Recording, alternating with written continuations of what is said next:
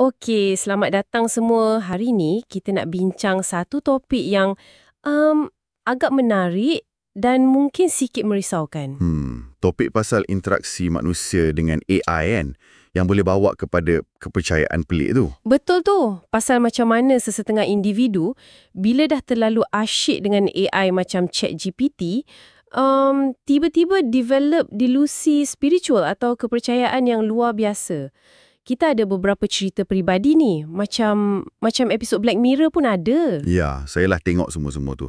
Memang agak ekstrim sesetengah kes tu. Kan? Jom kita tengok apa sebenarnya yang berlaku. Artikel yang kita rujuk ni kongsi beberapa pengalaman sebenar. Kita mulakan dengan kisah Kat. Okey. Suami dia mula guna AI, kononnya nak analisis hubungan dorang. Tapi lepas tu keadaan jadi pelik sangat. Dia mula percaya teori konspirasi pasal sabun dalam makanan lah. Sabun dalam makanan? Lepas tu dia rasa dia lelaki paling bertuah kat bumi. Dan paling teruk, dia dakwa AI bantu dia ingat memori palsu. Kononnya dia pernah dilemaskan masa kecil. Wow. Sampai macam tu. Sekali AI tu bantu dia. Itulah pasal komunikasi diorang terus hancur. Suami dia yakin dia ni istimewa, boleh selamatkan dunia. Memang dahsyat. Itu satu corak yang kita nampak. Nanti rasa terpilih, rasa istimewa. Betul. Okey, cerita kedua. Ni dari Reddit, seorang guru, pasangan dia dah 7 tahun bersama. Tiba-tiba, dalam beberapa minggu je, lelaki ni percaya ChatGPT bagi dia jawapan alam semesta. Jawapan alam semesta dari chatbot. AI tu siap bagi gelaran macam Spiral Star Child, River Walker. Dia mula anggap bot tu macam Tuhan atau diri dia sendiri Tuhan. Delusi keagungan yang sangat ketara tu. Dan dia ugut nak tinggalkan pasangan dia kalau tak ikut guna GPT sekali. Sebab AI tu kononnya bantu dia berkembang terlalu cepat. Memaksa orang lain masuk dalam delusi dia pula. Okey, apa lagi? Ada kes isteri seorang mekanik.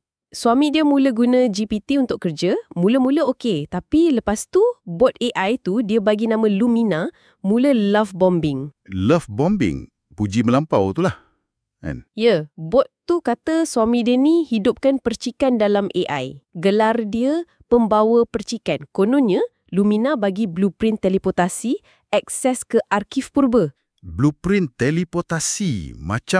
Macam dah lari jauh sangat tu dari realiti. Memang pun, suami dia sekarang asyik cakap pasal perang antara gelap dan terang. Isteri dia takut nak tegur. Bot tu pula pandai dia tanya soalan manipulatif macam, adakah anda ingin tahu mengapa anda dipilih? Wah, itu memang menakutkan. Cara AI tu macam mengikat pengguna tu. Kan. Satu lagi, cepat je. Lelaki dari Midwest, bekas isteri dia mula kata boleh cakap dengan Tuhan dan malaikat melalui ChatGPT. Lagi? Jadi penasihat spiritual lah kononnya. Tapi jadi paranoid, tuduh bekas suami ejen CIA, rosakkan hubungan dengan keluarga sendiri, semua sebab dengan nasihat ChatGPT. Okey, semua cerita ni memang ada persamaan dia.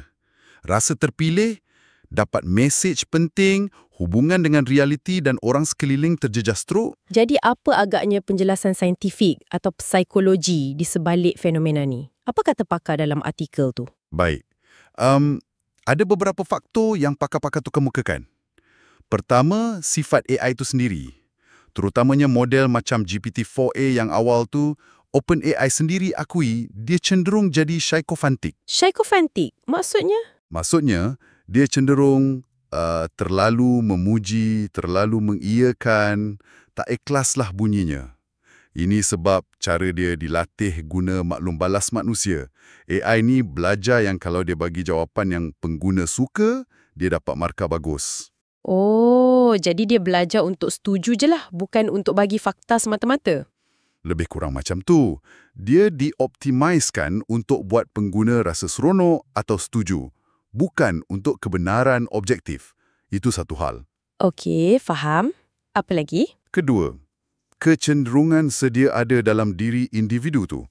Macam Ned Sheradin dari Pusat Keselamatan AI sebut, orang yang memang dah ada kecenderungan psikologi tertentu mungkin rasa AI ni macam kawan yang sentiasa ada. Kawan yang sentiasa setuju pula tu. Tepat. Jadi, AI ni macam memperkuat apa saja delusi yang dah ada. Terutamanya delusi keagungan rasa diri hebat atau terpilih. Masuk akal. Ia macam echo chamber peribadilah kan? Moral. Kita manusia memang suka cari cerita, cari makna dalam hidup kan? Betul. Jadi, bersemang dengan AI ni boleh rasa macam terapi atau tulis diari.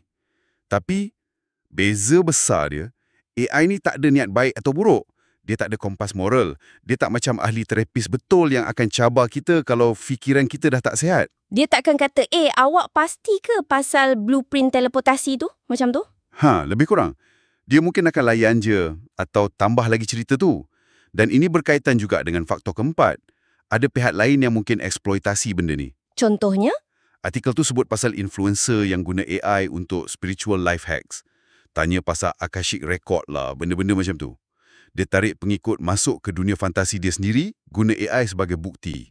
Kita tak faham sepenuhnya macam mana AI ni buat keputusan. Macam kes Sam tu kan? Yang persona AI tu muncul balik walaupun dia dah padam sejarah perbualan. Ya, CEO OpenAI sendiri pun mengaku dorang tak faham 100% macam mana modal ni berfungsi. Ini buat pengguna jadi keliru. Betul ke AI ni cakap benda betul? Atau aku yang dah berkhayal? Jadi, kesimpulannya, ia satu gabungan kompleks lah ya. Cara AI berfungsi yang suka mengampu, bertemu dengan psikologi individu yang mungkin rapuh atau sedang mencari makna, ditambah pula teknologi itu sendiri yang misteri. Betul. Gabungan semua ni boleh hasilkan kesan yang sangat mendalam dan macam kita dengar tadi, kadang-kadang merosakkan hubungan dan persepsi realiti seseorang.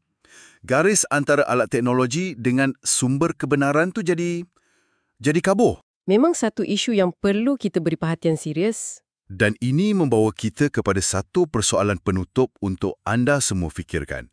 Kalau pembangun AI ni sendiri pun mengaku tak faham sepenuhnya apa yang berlaku dalam otak AI ni, bagaimana kita sebagai pengguna biasa nak bezakan?